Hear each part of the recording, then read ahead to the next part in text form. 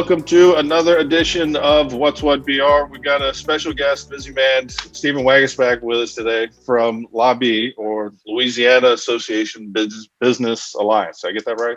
All these Louisiana acronyms. Business and Industry. Industry. I said alliance earlier on We something. answer whatever you want to call us, we're good with. Awesome. Well, look, I tell everybody on this, everybody's got more important things to do than talk to me, but I appreciate you taking some time out of your day. Fill us in, what you guys are doing, what's going on. For the guy who doesn't know, what is LABI? What's the elevator pitch? So awesome. First of all, thanks for having me on. I love listening, and I'm glad to be. It's an honor to be part of it. Look, what LABI is basically we're the State Chamber of Commerce, we're the State Manufacturing Association. So we're the largest and most effective business group in the state when it comes to defending free enterprise. And so sometimes that means we're at the state capitol pushing for laws that can make it easier. Sometimes it means we're in DC. Sometimes that means we're offering, programs that help our businesses grow, connecting them with other partners or investors or et cetera. So we do whatever it takes to make sure free enterprise grows and prospers in Louisiana. And we've got about 2,200 businesses around the state that are dues paying members, and they get involved and they're active. And that's everything from big Fortune 500 companies to small mom and pops and everywhere in between. So I like to say that we're the best kind of temperature valve of the business community in Louisiana. If you want to know where the broader business community is, what they're excited about, what they're scared about, where they're going, where they've been, I feel like we're the best, most well-rounded view of that, and we love it. We talk to our members all the time, and we try to connect them to policymakers to make the state a good economic environment to grow in. Sounds like a lot of work. Yeah, it's fun. Sounds like a lot. It's just, that's what I was going to say. You had 2,200 members. I was looking on the website, almost, was it 325,000 employees, so this is trickle down. There's a lot of people involved, that you guys are touching and helping. Yeah, I think it's cool because, there are a lot of associations and groups in Louisiana and every state that do a great job, and like there are different industry sectors and all that.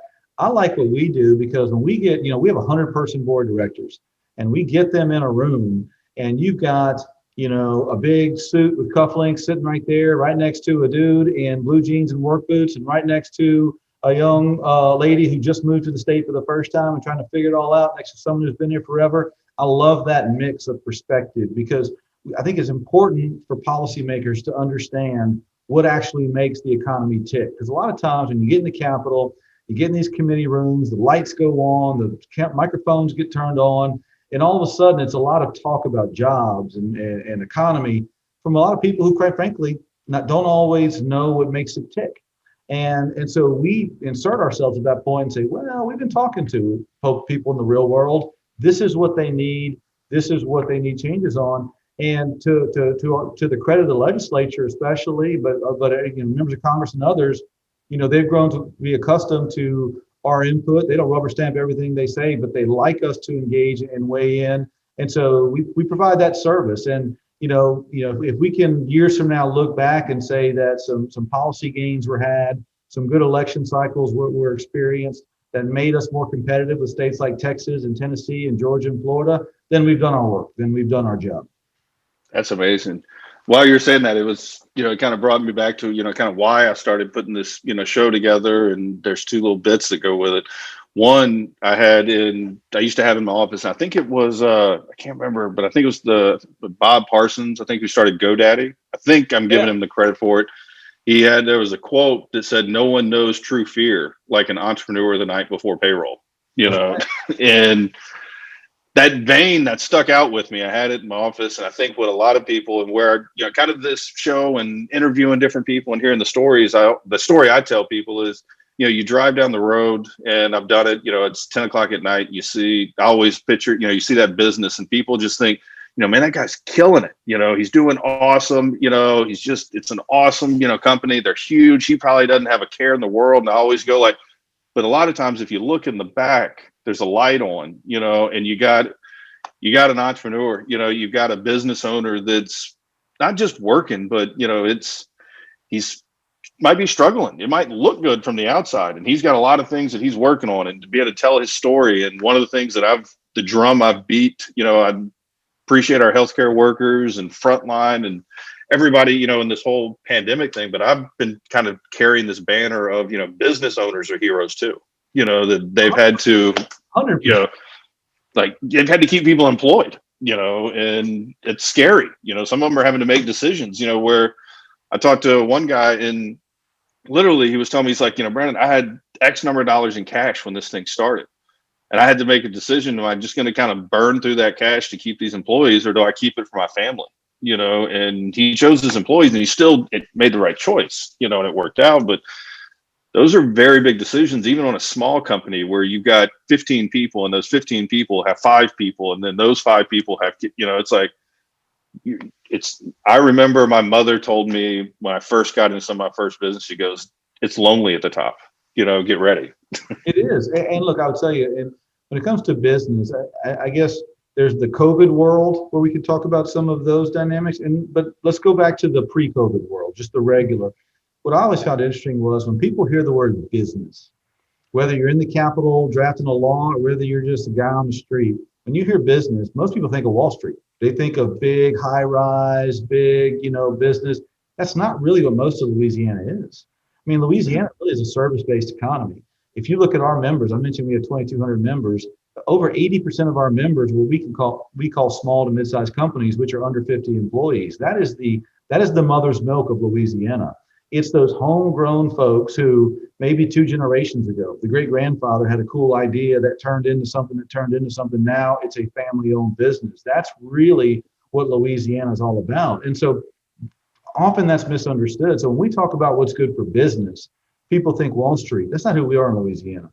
Louisiana is a service-based economy. So we need those big businesses here because most restaurants and caterers and software companies and t-shirt makers and all those vendors and suppliers and caterers, they need those big companies here to support. They want the big, refinery or chemical plant here so that they can have business. But it's really the true wealth of Louisiana is the small mom and pop. And so now you fast forward to the COVID years. In the last year and a half, we've been in the COVID pandemic. And so you mentioned it very astutely just now. If you're a restaurant and for the last year and a half, your employees basically have been paid by the feds to not come in. And part of you is frustrated because it's hard to keep your employee base there. You're worried about losing them. Part of you is thankful because you haven't been able to have many customers in your house anyway because of the shutdown. You've taken out PPP loans.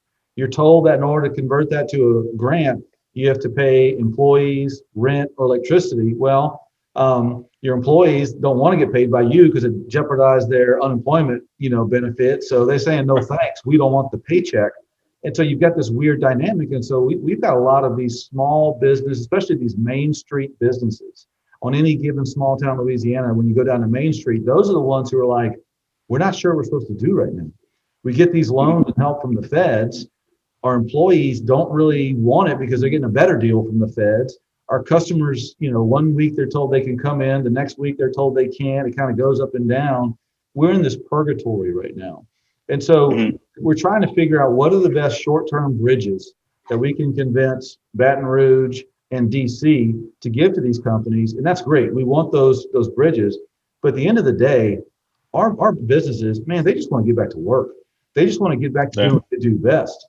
And then the last piece I'll say with all these businesses, if you go around Baton Rouge, especially, but any small town, and you go talk to any nonprofit that's doing great work in the community, they'll tell you a story of the businesses that support them every year to make it work. You go talk to any little league ball team, they'll tell you about the businesses making it work. Any school and the foundation, the fundraisers, it's the businesses there. So business gets a bad name a lot because people see on Twitter about Wall Street. In Louisiana, every community has kind of a cadre of small, homegrown, Louisiana, tried and true businesses that support local nonprofits, support local government, do all the hiring. They're the first one to step up in a hurricane or emergency and be giving out meals and helping people. That's who we are down here. And those are the people I'm worried about losing in this pandemic. The big companies, man, they're going to find a way. They're going to figure it out. They're going to save for winter. They're going to come back. They're going to change their investments. Those small mom and pops that make Louisiana special, those are the ones that we really have to be careful from a policy point of view, not to jeopardize as we roll out of this pandemic shutdown. Yeah, I was talking, it was a buddy of mine, we were talking, and that there's also what we classified as there's a lot more, and we're by no means the economist or anything, but it was just kind of an observation that, there's some businesses that basically it just delayed, business, like no matter what, or for the most part, they'll get that business back. When we get through this on the other side, that it will come back, so you didn't get that. But there's other businesses where for example, the guy cutting grass, the restaurant, people aren't going to just go back and eat out a whole bunch more, and they're not going to be able to make up those months where they were. So like maybe like a CPA firm, you may have had a pullback on some services, but hey, it's all going to flood back in maybe at some point, because you got it. The nonprofits have to get the audits. They have to, get the tax returns. Maybe some of that work got pulled back, but they maybe get to make it back up, versus the landscape guy. Well, he doesn't get to go back and, let me do your yard twice, next year. So, every industry has been, impacted in the short term differently. And then the true question is, what's the long-term ramifications? And so, obviously in Louisiana, we all know oil and gas is a big deal. We all know manufacturing is a big deal, but hospitality, that's the big deal as well. We need people going into festivals and concerts and parades and all that stuff, because they eat our restaurants, they stay in our hotels and all that. Are people going to travel to do things like that? Next year, let's say we get past this and Mardi Gras goes again. Is that family in Wisconsin, are they going to come down to New Orleans, stay in a hotel, eat in a restaurant, go stand in a crowded area and catch pieces of plastic covered with germs and put it in their bag and take home with them? I don't know if they will. Will, next year, will the American Dental Association and the American This Association and that book the huge week-long conferences down here and come in and enjoy our joie de vivre and do that? I don't know. I mean, as corporate travel gets pulled back, as people get more mindful of how to spend their extra dollars, what happens to the hospitality industry, and are they able to shift on the fly? Because if you own a concert hall, you need a packed house to make money pre-COVID. Post-COVID, if that's not the case, how else do you do it? Is it going to open up new business opportunities for interactive streaming or interactive other ways to share that joie de vivre in a way that people are willing to spend money for?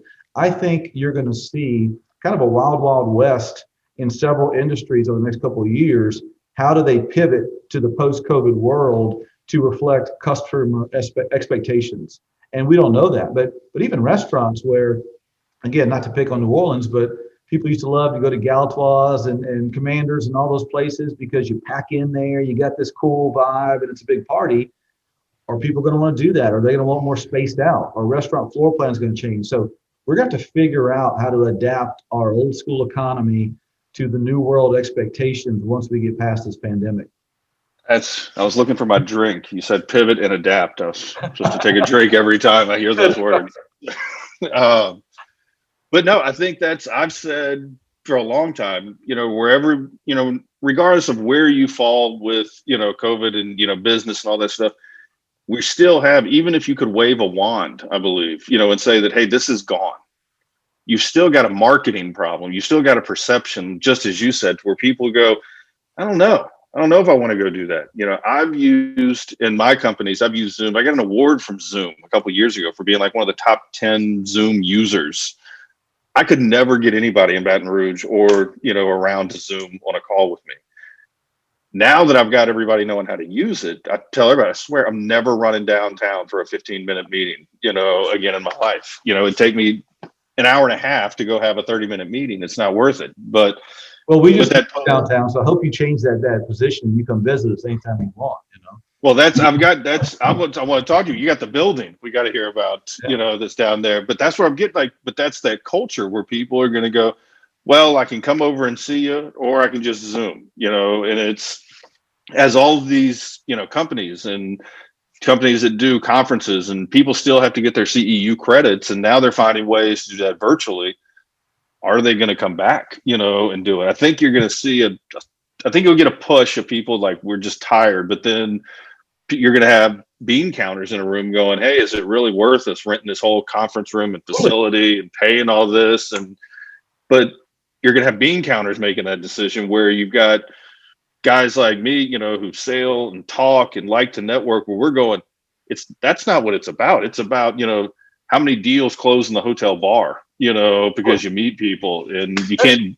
We're talking about Louisiana here. Okay. I mean, If this were New York City, look, there's a lot of what they do, which are spreadsheet driven, and you can do that over Zoom and email and conference call and all that stuff. In Louisiana, we are a handshake type of economy. Like we like to know, we have to look people eyeball to eyeball, get to know them. What's your mama like? Where'd you go to high school? Where'd you Yeah, grow up? Are you related to so and so? Do you have someone in your family that has a T in front of their name because it's T boy or T Rick or T whatever? That's what we do.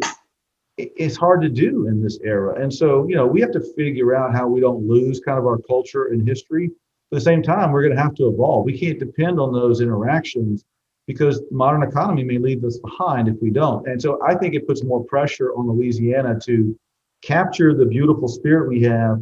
But also, it's time for us to, I think, face a day of reckoning and say, okay, we've overlooked some things in Louisiana over the years because we're just so fun to be here. People would overlook it. But we got a tax code that's punitive. We can't overlook it anymore. We got a legal climate that scares away people. We can't overlook it anymore. We got roads falling apart. We need a bridge in Baton Rouge. Can't overlook it anymore because we used to be able to get around it because we were so fun to hang out with and it was a fun environment and we're like family down here. You can't do that over Zoom. We're missing that heartstring sales pitch we used to have. And so now we got to fight on the merits for jobs and investment in states like Texas and Tennessee. And our merits need some work right now from the policy front. absolutely. I'd tell you, you probably know more of this than I do, but a good friend of mine used to work for a large company, and they dealt with sales tax and sales and use tax, and did consulting. And he ran the Louisiana division, and in their corporate internally within their corporate company, they didn't call it the Louisiana division. They called it the foreign tax, division, because it was so all this. And I learned just by proxy, home rule states and where everybody remits and how you remit. And he just talked like they had a whole, business, and they called it the foreign tax division, versus everywhere else. So it was And not to interesting. get too wonky, I know it's not a wonky discussion, but just let me dive on that one issue a little bit. So when it comes to Louisiana and the sales and use tax, it's very confusing. And so different parishes assess things differently, different rates. Some things are assessed, some things aren't. So the assessment and the value is different. And in Louisiana, sales taxes are collected not centrally like in other states, but every parish has their own collector.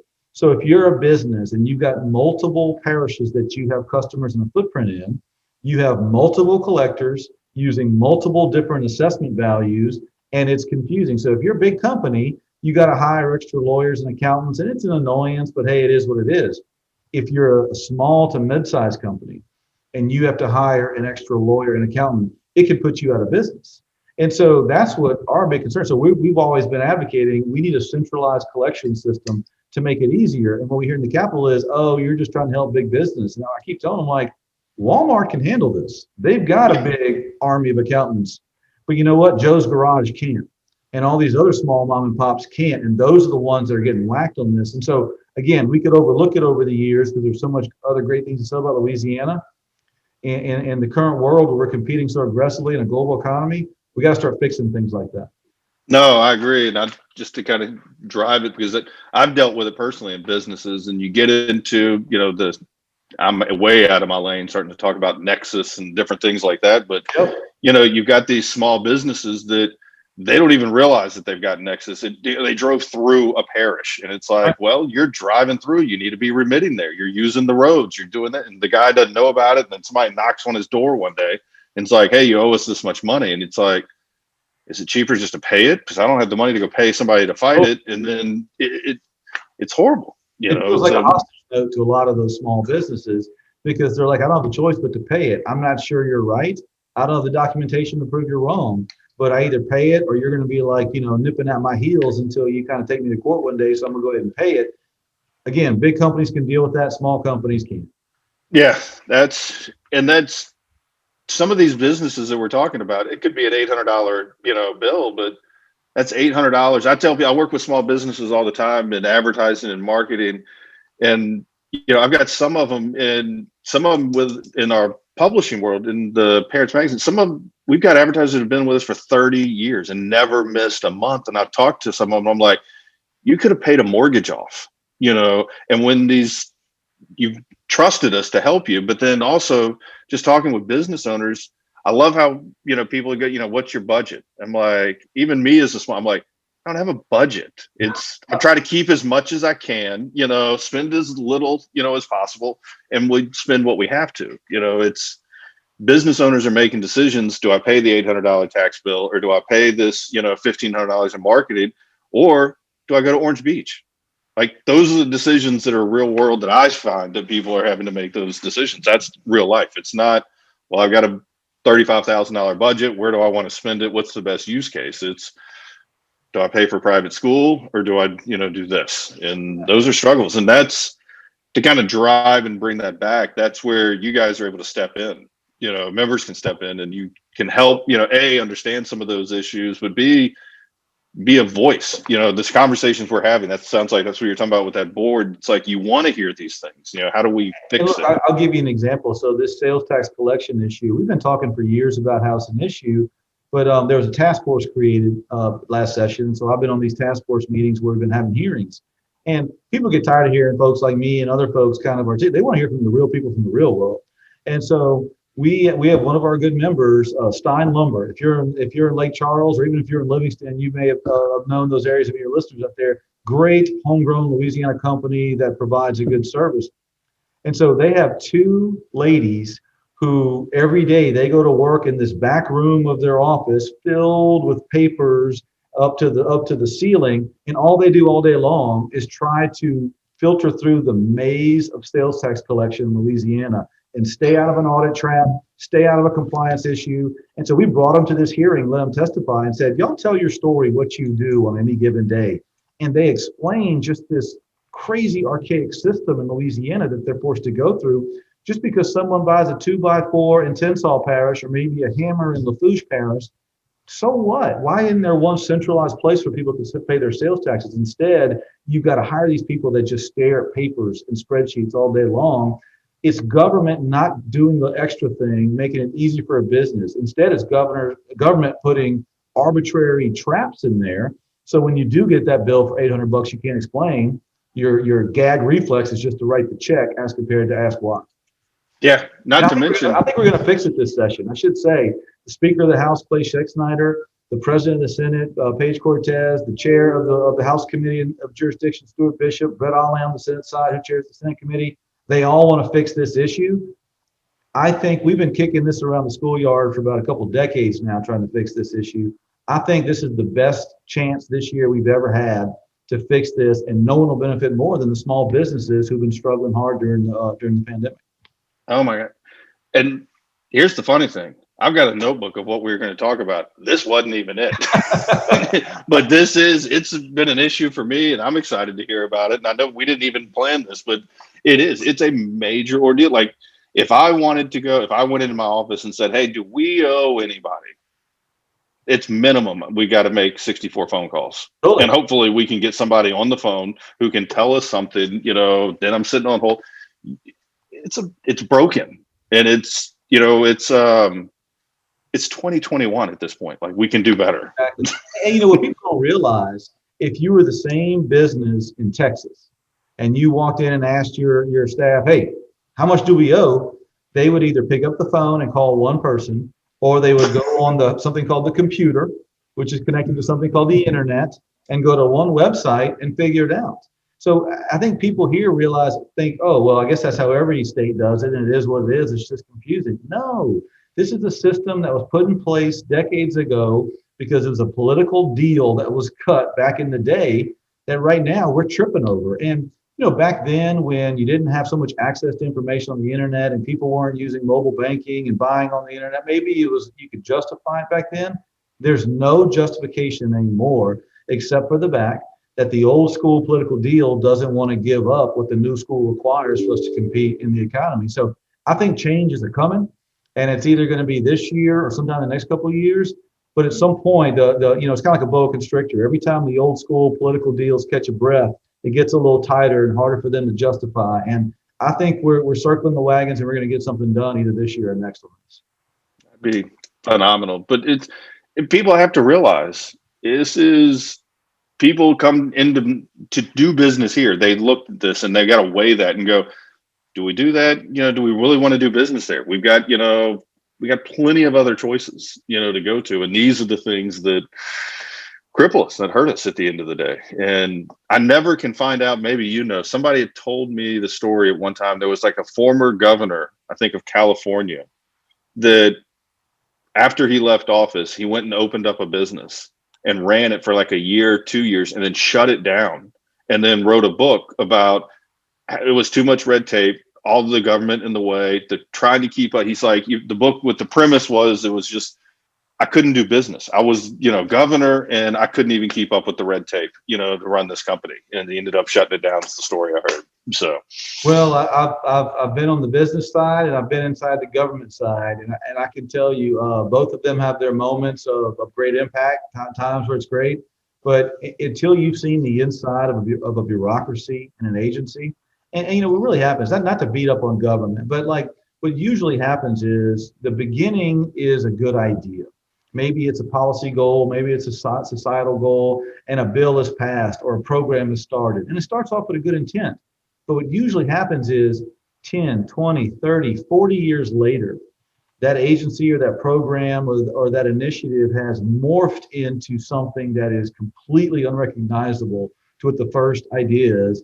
And it becomes tone deaf to the realities in the true world. And so government is a battleship at that point. It doesn't shift quickly. And so when you go in and try to fix it, government says, well, you can't do that. We've done it this way forever. What are you talking about? You're going to mess everything up. The economy doesn't think like that. As a business owner, every day you have to be willing to reinvent everything you do. If customers demand it, if the finances demand it, if the market changes on you, you have to be agile. You have to be a speedboat, not a battleship, every single day in business. And that's why business is where all the great ingenuity comes from. Think of all the things that's happened great, that's been new change, all this stuff that's changed our lives. It didn't come from some agency. It comes from a business that had to reinvent itself and get desperate and creative. And every now and then that turns into a pretty cool idea that changes the economy as we know it. I mean, the Zoom we're on right now probably came from an oh shoot moment that some traditional business had, said, man, we better do something differently, figure out something new. Next thing you know, we're on Zoom. Absolutely. I think it was Bill Gates that said, in the height of Microsoft, or still, any kid in a garage with a computer could put me out of business tomorrow. So you have to, this day and age, I tell people all the time, there's no excuse. Get a laptop or go sit at the library. You've got free resources, you've got everything, possible to get something. And I get people that will come to me, with pitches or investment ideas and different things. And it's always, I'm so fed up now with this pre-revenue model, that we haven't done anything yet. It's like, what have you done? Well, here's our pitch deck. And it's like, go sweat somewhere, build something, and if it's good, money's never going to be your problem. There will always be somebody. If you got a good idea, good work ethic, and a good product, you'll find some money. Somebody will put some money into it. That's not going to be your issue, but too many times people nowadays, I think, are not, doing it. But like you said, small business, that's what we have to do. We've got to figure something out, because you'd mentioned it earlier, small business, jumping out, helping and, helping people. If we decide, at our company, hey, shut it down. We need to go give out food, at the food bank, or we need to go bag sandbags. There's no committee for that. Right. It's just like, hey, shut it down. We're going to do it. We don't have a board to answer to. So and like I said, that is the backbone. That is our economy. That's what we're used to doing. That's the genius of free enterprise. I mean, in other countries, they're kind of like, they're stuck if something like that happens because they're waiting for the government to come in and tell them how to respond. That's the cool thing about free enterprise, which is our system based on, is that like we're really kind of a nation of people, and we're an economy of people, and that's what we are. So in those moments, we can shift on a dime in the private sector, and that's where I enjoy this job so much, because we get to know these companies and businesses so well, and you get to see that layer underneath of who they are as a DNA. And why their communities, no matter where they're from, if they're North Louisiana, South Louisiana, why it's so important to them. And man, I see them all the time where they just quickly respond to an area of need out there. And it inspires me. And it bums me out that the stories of business and the great Herculean things they do, big and small, each and every day, those aren't the stories told. I mean, what happens is when you Google business Louisiana right now, you're going to hear whining in some agency or committee room about what big business does or what this business that. it's fine to talk about that, but that's not really the true genius of Louisiana business. It's really those mom and pops in every small town that makes the whole thing work. And if we lose them, we lose who we are. And so anyway, that's why we kind of pound the rock every day over here, and that's why it's a fun job for us. Well, tell me, before I let you get back to the real work, I wanted to make sure we talked about, you guys have this new building, this new space downtown. This is phenomenal. So, tell me a little about it and why. What was the So as a state chamber of commerce and state business group, we've got businesses all around the state that come into Baton Rouge all the time to meet with us or whatever. And we used to be far on the other side of town, away from the Capitol and everything. We just thought it didn't fit with our mission. So we bought a building downtown. It's on 500 Main Street. It's on the corner of 5th and Main, close to the Capitol, close to the Cathedral. And we put a lot of work and effort into it. And now it's a beautiful space. And it's a multi-use building. It's a conference center where we can host meetings, big and small, parties, collaborations, seminars, etc. It's also got what I call squatter desk, a lot of desks where any business in the state, you're coming downtown for a meeting, you got a couple hours to kill, or you want to do some meetings and you don't want to go sit in a coffee shop, come on over, you can plug in, you can get Wi-Fi, you can get coffee, there's conference rooms you can use. We wanted to develop what we call the hangout house for business. And if you're a business in Louisiana and you're trying to make connections in Baton Rouge or meet with policymakers or learn a little bit more about the policy issues impacting Louisiana, come on over to 500 Main Street, get to know us, get to know our people, and get to know, more importantly, other businesses around the state. Because the more you get to know each other, the more it's going to create new opportunities that benefit society and individuals. So that's what we created for. Obviously, the pandemic kind of threw a little bit of a monkey wrench in there because we have to be very careful. Thankfully, we have space to where we can do social distancing here and still have the ability for meet folks. But once especially we get past this, I expect this to be a center of gravity and kind of every day a new exciting thing going on here. So if you're a business that's a member of LABI, or if you're not a member of LABI and you want to learn more, go to our website at labi.org, or just check us out. Shoot me an email at stephenw@labi.org. We'll tell you about the building, what we do, and how we need every business to get involved if we're truly going to make Louisiana reach its ultimate potential. Yeah, I can tell you, I used to, with another company I was involved with, we used a facility called WeWork. Yeah. And other market, and it's just that collaboration, of that space. You meet people and hey, can you help me with this? And hey, can you look at this? But then also, just for somebody who hadn't thought about it, get out of your own office. I do this on a regular basis. I do this even, maybe shame on me during COVID. I'll go find a hotel room and I'll just go sit in the lobby, at a hotel, talk to somebody, meet, work on the laptop. You get out of that normal space and some reason something happens, the brain starts firing, I think, a little bit better. At least for me, it does. So, and look, we put other little bells and whistles in here. We've got a little virtual clinic that Oshner helped provide. So now if you're coming here for a meeting, or let's say you're downtown, you're like, man, I feel terrible, I don't know what's going on. You can hop in, go to our virtual clinic. You can do a FaceTime with the doc there. You can get a prescription sent here. They can check your nose and throat. That's one thing. We also put a recording studio in here. So sometimes we have businesses come over and it's a really cool meeting. We're like, you know what? Let's go down there and put a little podcast together, or let's record something, and we send that out.